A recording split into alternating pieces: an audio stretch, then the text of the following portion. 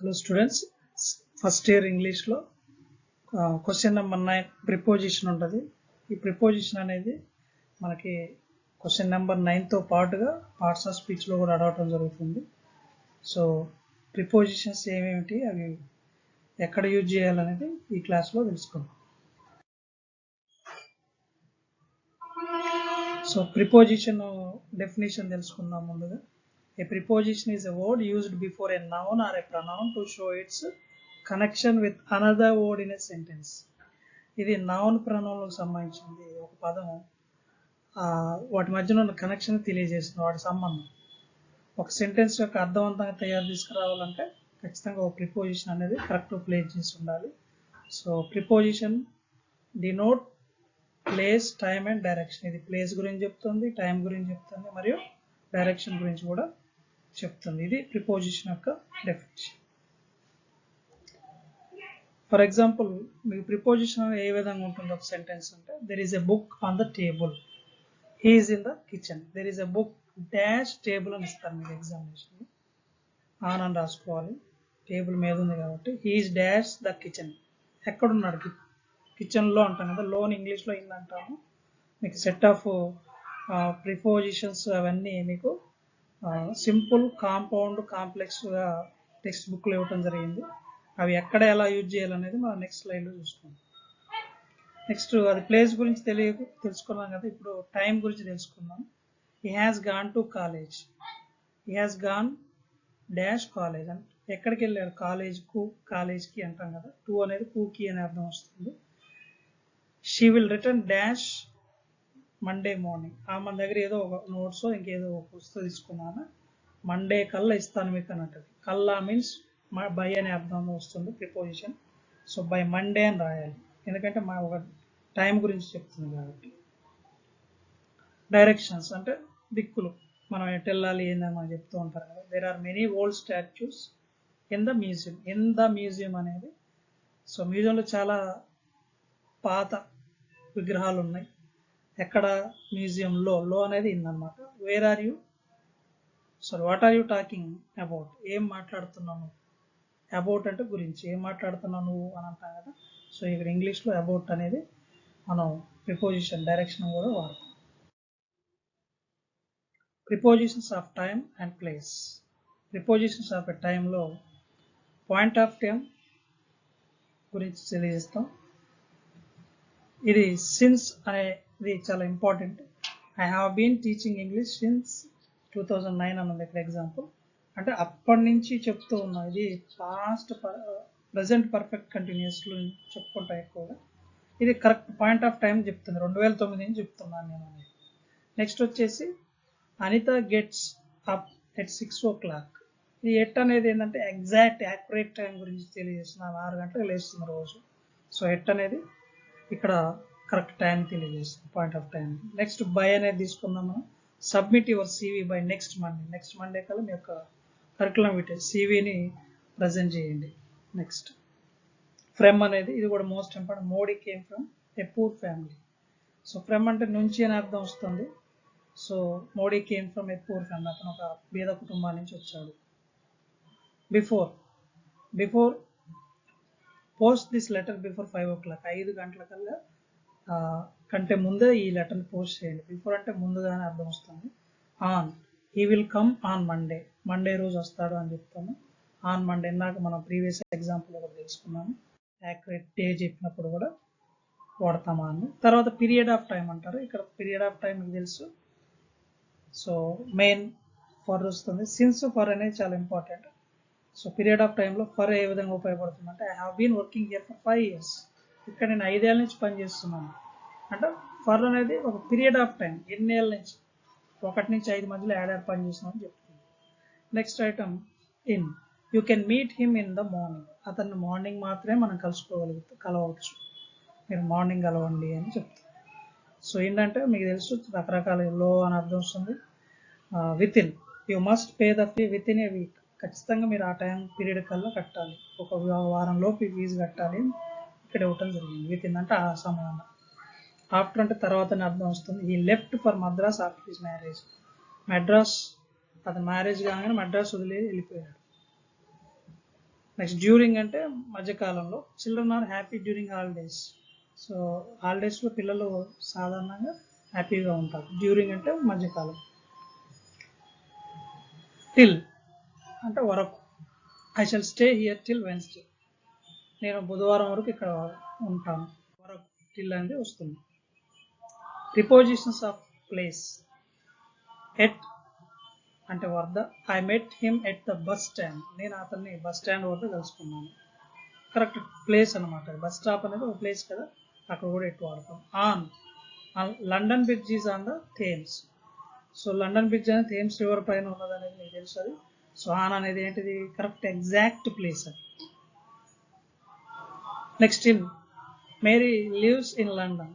Mary అనే ఆమె లండన్లో ఉంటుంది. So London is a place. Beside. She sat beside me.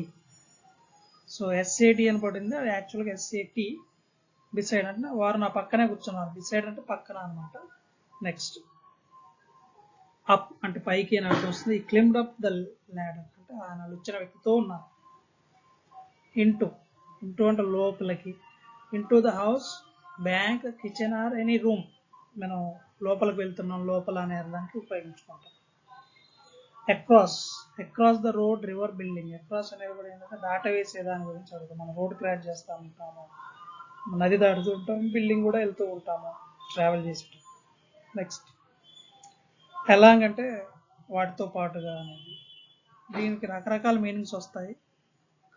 Near by meaning అయితే ఎలాంగ్ అంటే దాంతో పాటుగానే వస్తుంది. Along the road, bridge and river.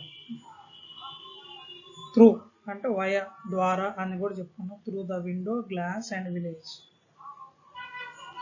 Next between అంటే మధ్య. భాష stand between Ravi and Hari. భాషకి మధ్యలో, రవి హరి మధ్యలో ఎవరున్నారు? ఆ బిట్వీన్ అనే మనం ప్రిపోజిషన్ వాడిన ఇద్దరు వ్యక్తులు ఉన్నారు కాబట్టి వాడతాం. తెలుగులో వాడం మనం. భాష, రవి, హరి అని చెప్పేసుకొని వెళ్తాం. కానీ ఇంగ్లీష్కి వచ్చేలోపు భాష, రవికి గ్యాప్ ఇవ్వాలి.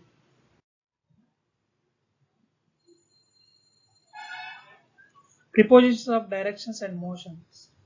Into. He jumped into the well. అతను బావిలోకి దూకాడు. Out of. అవుట్ ఆఫ్ అంటే మీకు తెలుసు కదా, దాన్ని కాకుండా ఇంకా అని అర్థం వస్తుంది. She walked out of the room. బయటికి వెళ్ళిపోయిందా. అబౌట్ అంటే గురించి మీరు వెళ్ళారు. Tourist went about the city. Tourist వచ్చింది సిటీ చూడటం కోసం, అందుకని బయటికి వెళ్ళి ఆ సిటీలో ఉన్న అందాలు చూస్తూ ఉన్నారు. Round the earth moves round the sun. ఇది నిత్య సత్యం కాబట్టి సో అది భూమి, సూర్యుడు మనం చిన్నప్పటి నుంచి చూస్తూనే ఉన్నాం, చుట్టూ తిరుగుతూనే ఉంటుంది అనేది. టూ అనేది is going to Vijayawada. Two అంటే మీకు తెలుసు కదా, ఎక్కడికి వెళ్తున్నారు, ఎందుకు, ఏమిటి, టూ అనే అర్థాలు వస్తుంది. Next so top 7 frequently used prepositions in our syllabus and also outside of the language also. At, to, for, by, of, in, on అనేవి మనం చాలా ఎక్కువగా ఉపయోగించే ప్రిపోజిషన్స్. వీటి మీద ఎక్కువ ఫోకస్ చేయాల్సిన అవసరం ఉన్నది. So let's see. At. So at is used for certain point of time. మనం ప్రీవియస్ స్లైడ్లో చెప్పుకున్నట్లు ఒక పాయింట్ ఆఫ్ టైంని గురించి చెప్తారు. At 3:45 PM, at noon and at sunset. ఇది ఎట్ గురించి తెలియజేసుకుంటాం. తర్వాత వచ్చేసి for age. At 16, at the age of 40 అనేది కూడా తెలియజేసుకుంటాం. తర్వాత for villages and smaller towns. Is lived at Nakrekal, he lived at Khammam అని కూడా మనం చెప్పుకుంటూ ఉంటాము. నెక్స్ట్ టు వచ్చేసి టు ఇండికేట్ ద పర్పస్, దేని కొరకు అనే ఒక అర్థం వస్తుంది. She came to meet my parents, మన పేరెంట్స్ కలవటానికి వచ్చింది. టు ఇండికేట్ ప్లేస్, ఒక ప్రాంతం గురించి తెలియజేయడానికి వస్తుంది. Ram return to his native place, అతని సొంత గ్రామానికి వచ్చేసాడు, సొంత ప్రదేశానికి. ఫర్ వచ్చేసి కొరకు అని చెప్పుకున్నాం మనం. ఇది దేనికి ఉపయోగపడుతుందంటే పీరియడ్ ఆఫ్ టైం ఆల్రెడీ మనం చెప్పుకున్నాం, మరొకసారి ఎగ్జాంపుల్ చెప్పుకున్నాం. They have been living here for 5 years. To express the purpose అంటే ఏమిటి కారణం అనే దానికి కూడా మనం చెప్పుకోవచ్చు. ఈ షౌటెడ్ ఫర్ హెల్ప్, అతను సహాయం కోసం వచ్చినాడు. Let us go for a walk, అలా నడక్కి వెళ్ళి అట్లా నడిచొద్దాం. సో బై అనే ప్రిపోజిషన్కి వెళ్దాం. By used in the passive voice. Ravana was killed by Rama. So ఇది మీకు ఫేమస్ తెలుసు కదా. బై అనేది చేత అనే అర్థం వస్తుంది. For the mode of travel, by bus, by car, by train, by air and plane. Of గురించి తెలుసుకుందాం. యొక్క అనే అర్థం వస్తుంది. ఒక కారణం గురించి చెప్పడం. She died of corona. Corona వల్ల చనిపోవడం జరిగింది. To express the relation, fear of war, cup of tea, glass of water, ఇలా. సో ఇన్ అంటే లోపల అని అర్థం వస్తుంది. It is used to indicate the kind, place of, when the reference is general and no specific place is name. ప్రత్యేకంగా అంటూ ఏం చెప్పదు, అలానే ఒక ప్రాంతము, లోపల అనే ఒక అర్థాన్ని తీసుకొచ్చే విధంగా చెప్తుంది. Most people like to live in cities. సహజంగా అందరూ పట్టణాల్లో ఉండడానికి ఇష్టపడతారు కదా. సో అది. Next one, for name of countries, continents and large areas, capital cities. They live in America. My cousin lives in Hyderabad. So ఇవన్నీ ఒక నగరాలు కానీ పెద్ద పెద్ద మెట్రోపాలిటన్ సిటీస్ గురించి తెలిసినప్పుడు కంట్రీస్ గురించి చెప్తారు. So next one, for place of work, మనం పనిచేసే ప్రాంతం గురించి కూడా తెలుసుకునే అవకాశం ఉంది దీంట్లో. Rani works in a bank, Meena works in a shop. వీళ్ళు ఎక్కడ పనిచేస్తున్నారు రాణి, మీనా అనేది? బ్యాంక్లో ఒకరు, షాప్లో ఒకరు. షాప్ లోపల ఒక ఎగ్జాక్ట్ వర్కింగ్ ప్లేస్ చెప్పడం జరుగుతుంది. స్వాన్, స్వాన్ మీన్స్ మీద అని అర్థం వస్తుంది తెలుగులో. On is used for a specific day. మనం కొన్ని డేట్స్ రాసుకుంటాము. Gandhiji was born on October 2nd. ఆ టైంలో అంటే ఒక డేట్ ఆఫ్ బర్త్, బర్త్డే కావచ్చు, ఇంకేదన్నా స్పెషల్ డే అనే వాటి ముందు ఆన్ అనేది యూజ్ చేస్తాము. Next one, to indicate the position in relationship to another object, the book is on the table, the boy sat on the bench. So అది దాంట్లో మీకు అర్థమైపోతుంది. రిలేషన్షిప్ విత్ ఆబ్జెక్ట్, ఆబ్జెక్ట్కి సంబంధించి ఉంటుంది. అది ఆబ్జెక్ట్కి సబ్జెక్ట్కి మధ్యలో ఉన్న పదం కాబట్టి ఆ బుక్ ఎక్కడుంది? టేబుల్ మీద ఉంది. ఆ అబ్బాయి దేని మీద కూర్చున్నాడు? బెంచ్ మీద కూర్చున్నాడు. మీద అనే అర్థం వస్తుంది. సో కండిషన్ వచ్చేసి Vinoba went to several places on foot. కాలినడక ద్వారా వెళ్తూ ఉంటాం కదా, మనం నడుచుకుంటూ పోతూ ఉంటాం. బై అని వాడకూడదు, ఆన్ ఫుట్ అని వాడాలి. ఈజ్ ఆన్ డ్యూటీ, అతను తన యొక్క డ్యూటీలో ఉన్నాడు. సో నెక్స్ట్ స్లైడ్ వచ్చేసి note, no preposition is used before yesterday, today and tomorrow. I will meet you tomorrow. మేము met John yesterday. Suresh will come today. So no preposition used before yesterday, today and tomorrow. రేపు, ఈరోజు, నిన్న వాటి ముందు preposition వాడకూడదు. On, in and at గురించి కూడా మనం కొన్ని కండిషన్స్ తెలుసుకుందాం. On time, at the time of arrange, not before, not after. The 10 o'clock bus started on time. So in time, no late. The passenger should in time for the bus. So ఇవి జనరల్గా మీకు వచ్చే introductions. Note 3, at the end of, exactly at the end. At the end of the book, there is no glossary. So in the end, after some time, eventually, at first he did not study well, but in the end, he worked hard to pass the exam. At the end అంటే చివర్న అని అర్థం వస్తుంది. Okay, next exercises and activities మనం compulsory తెలుసుకోవాలి, ఎందుకంటే మన ఎగ్జామినేషన్స్లో అడిగేది అవే కాబట్టి. సో ఎగ్జామినేషన్స్లో ఈ విధంగా ఒక ప్యాటర్న్ వస్తుంది. టెక్స్ట్ బుక్లో మనకున్న ప్యాటర్న్ ఇంకో విధంగా ఉంటుంది. ఆ 5 లెసన్స్లో ఉన్న, లేదా మీకు ఇప్పుడు సిలబస్ తీసారు కొన్ని లెసన్స్లో 4 లెసన్స్ ఉన్నాయి కాబట్టి దాంట్లో యాక్టివిటీస్లో ఉంటుంది ఆ ప్రిపోజిషన్ పార్ట్ అనేది. పారాగ్రాఫ్ ఇస్తారు, దాంట్లో డాష్లు ఇస్తారు, ఫిల్ చేయాలి ఈ సూత్రంలో ఉపయోగించేసి. We should not feel superior to others. Superior, inferior అనే కొన్ని పదాలు వస్తాయి. మీకు చార్ట్ ఉంటుంది, ఆ చార్ట్ ప్రకారం టెక్స్ట్ బుక్లో ఉంది. ఆ చార్ట్ని ఫాలో అయితే ఇవి మనం రాసుకునే దానికి అవసరం ఉంది. Next one, people usually put on the new dress during the festival days. నిజమే కదా, పండగల టైంలో మనం ఏం చేస్తాం? కొత్త డ్రెస్ తీసుకుంటాం కదా. సో పుట్ అని వచ్చినప్పుడు మ్యాక్సిమం ఆన్ అనేది వస్తుంది, ఎందుకంటే ఇవన్నీ రెండు లింక్డ్ వర్డ్స్ అనమాట. Next, he is good at English. Good అనే పదం వస్తే చాలు, ఎట్ అనేది వాడుకోవాలి. So but week in mathematics. అతను ఇంగ్లీష్లో బాగా చదువుతారు, బట్ మ్యాథమెటిక్స్లో చాలా week. Don't rely on other for everything. మిగతా వాళ్ళ మీద ఎప్పుడు ఆధారపడకూడదు, అది ఏ విషయం మీద అని అడగటం జరిగింది. సో ఆన్ రిలే అని వస్తే ఆన్ అనేది రాయాలి. 5th one, if you give up your effort you don't succeed. So give అని వస్తే తెలుసు మనకి యాజ్ అన్ మనం వింటూనే ఉంటాం, నెవర్ ఎవర్ గివ్ అప్ అని ఉంటుంది. సో చాలా ఫిల్మ్స్లో కూడా మనం విన్నాం నెవర్ ఎవర్ గివ్ అప్ అనేది. గివ్ అని వస్తే అప్ అనేది వాడుకోవాలి. సో అదే also link word. This issue is between you and me.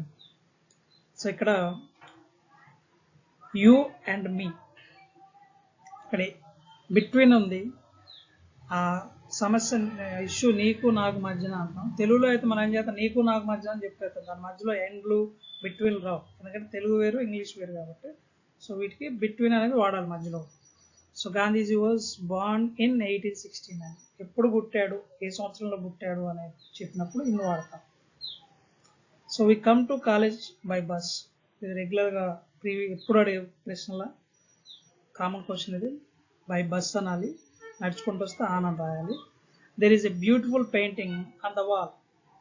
Beautiful painting on the wall, wall మీద మంచి పెయింటింగ్ ఉంది. So next one, he jump in to the well.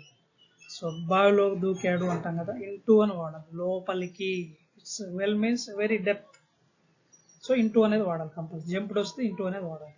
She has been suffering dash fever అని ఉంది, from వాడాలి. Not with, suffering from fever, suffering from cancer, suffering from corona, ఏదైనా వాడుకోవచ్చు.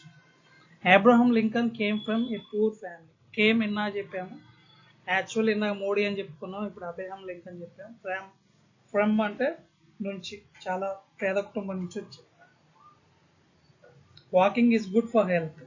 నడక అనేది ఆరోగ్యానికి మంచిది. గుడ్ అని వస్తే ఎట్ కానీ ఫర్ పెట్టాలి. ఇక్కడ మీరు చూడండి, గుడ్ అని వచ్చినప్పుడు సబ్జెక్ట్స్ వచ్చినప్పుడు ఎట్ పెట్టాలి, హెల్త్ గురించి వచ్చినప్పుడు ఫర్ పెట్టాలి. Thank you.